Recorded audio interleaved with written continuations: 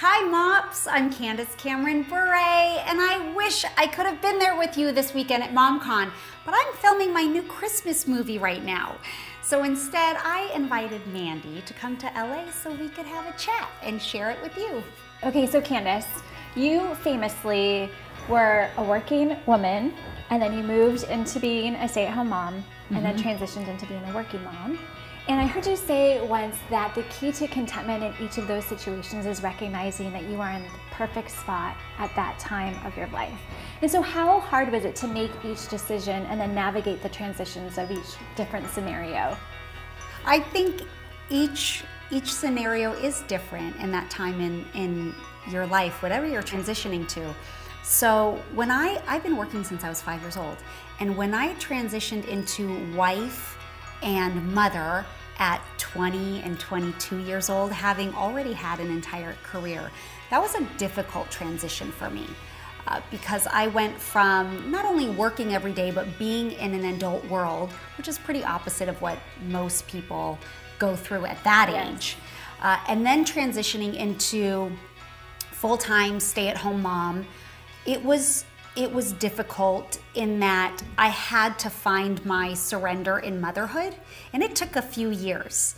And it wasn't that I didn't love motherhood and I didn't love my children, it was just a transition. And it sometimes can be difficult because we feel like we lose a sense of ourselves when we're used to being in the workforce and we don't have people maybe patting us on the back, or we don't feel like we've accomplished something when within our day with our kids, we have accomplished a lot, but maybe our accomplishments are going to the grocery store or vacuuming our house or getting in a shower that day. And you're like, well, that's not very much. I used to do these big things, and yet those are big things. But it's really about kind of reframing your mindset. But when I went back to work after being a stay-at-home mom for 10 years, like not working at all for 10 years, it was an easier transition, but a very different transition. For me, at least, I discovered not only how important my family was, but what my priorities were.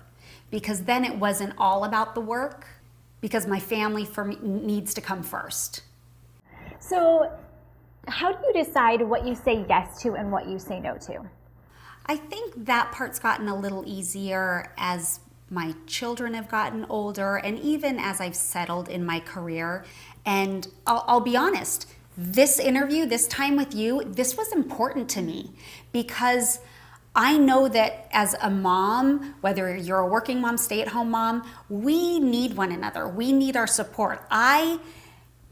People may think I have it all together, but I'm the same as all of you out there. I'm looking at the next book, like whose book can I read? What podcast can I listen to? What piece of information, what advice, what secret, what something can I glean from someone that I haven't thought of that could help me? So I want to share whatever knowledge I have, or any tips or anything that I can share with the mom out there that could get something out of it and take away from it. Yeah, that's so important.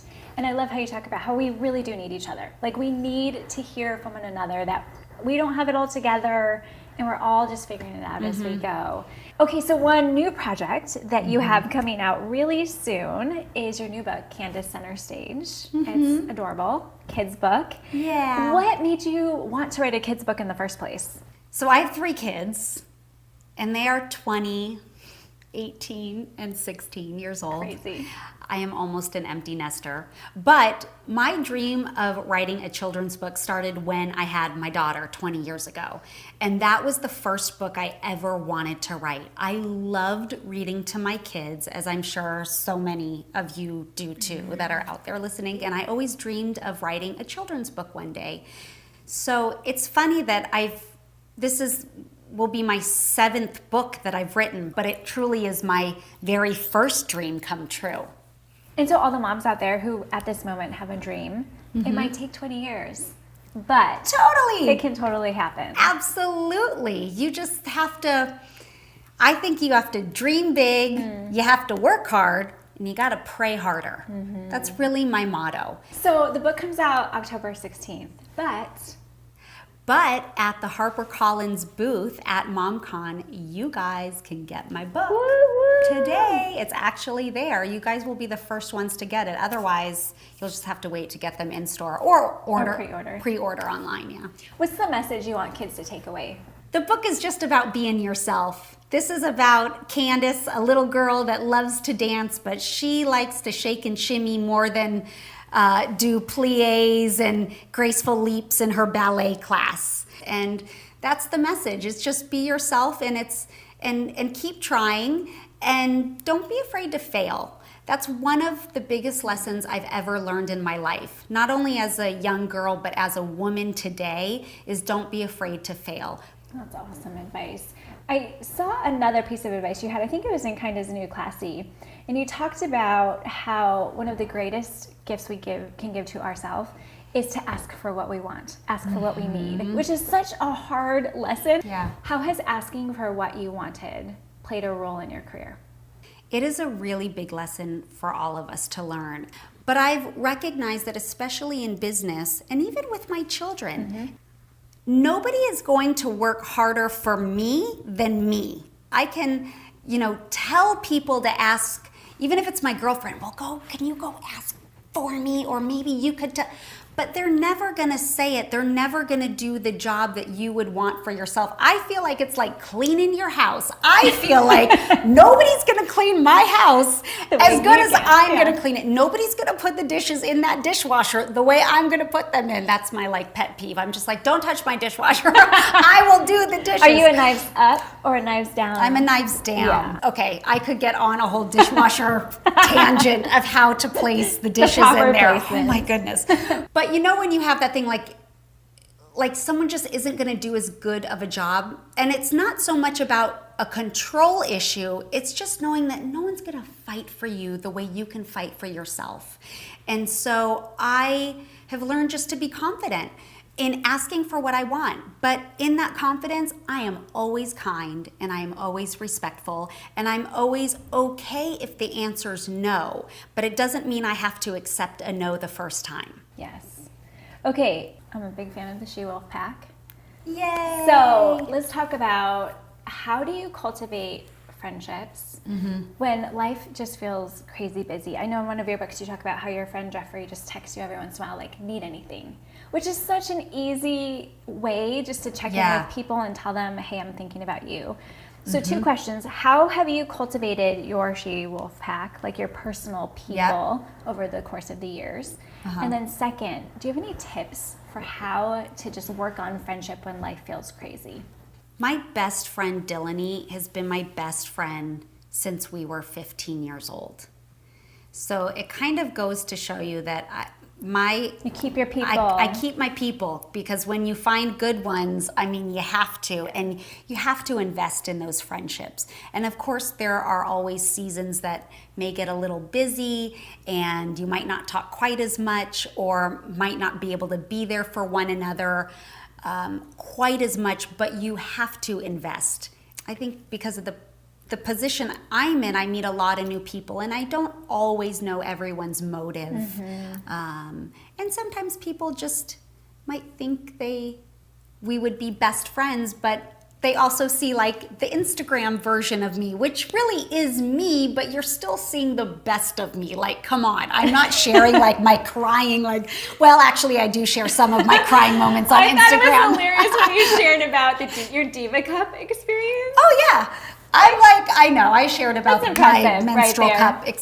I'm very open that way. But I'm not, the days that are hard with my husband and I'm crying, or it's just don't think I don't have them. I do I've been married 22 years, but I'm not sharing that on Instagram, Okay, so we're gonna do some rapid fire questions. Okay, sounds good. Favorite song to sing in the car?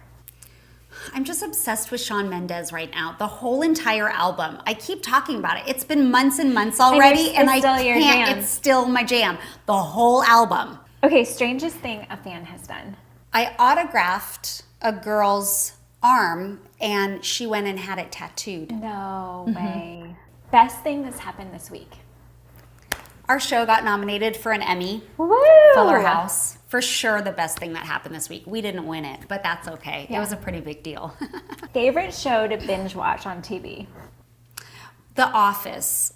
Favorite go-to snack? Cashews, almonds, of course Star-Kissed tuna and chicken in a pouch. Who has better hair, DJ Fuller or Uncle Jesse? DJ Fuller. Uncle Jesse can't always have the best hair. Most embarrassing moment? Okay, so not long ago, I was a guest on the Home and Family show on Hallmark Channel, and I had not had a manicure in a very long time. So before the show, I popped on press-on nails. You did not. Popped them on, and during the middle of the show, I was like, like this, and a nail stuck in my hair. It popped off and was stuck in my hair. I was like, oh my gosh. I don't even know what's happening. I just like kept my head like this for the rest of it because I knew the camera couldn't see it back here. And then as soon as the camera cut, I'm like, oh my gosh, I can't find the nail. You gotta find the nail. Someone found the nail, but it was like way back here stuck in my hair. That is the best. Okay, last question. Most memorable moment from filming any movie?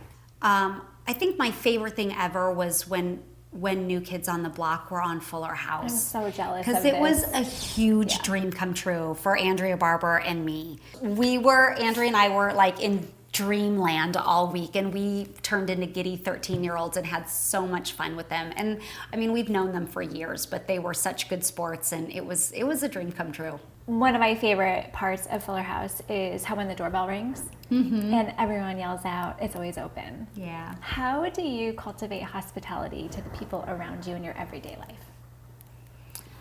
I like my door to be always open at home, although I have a really big Rottweiler, so don't try to break into my house.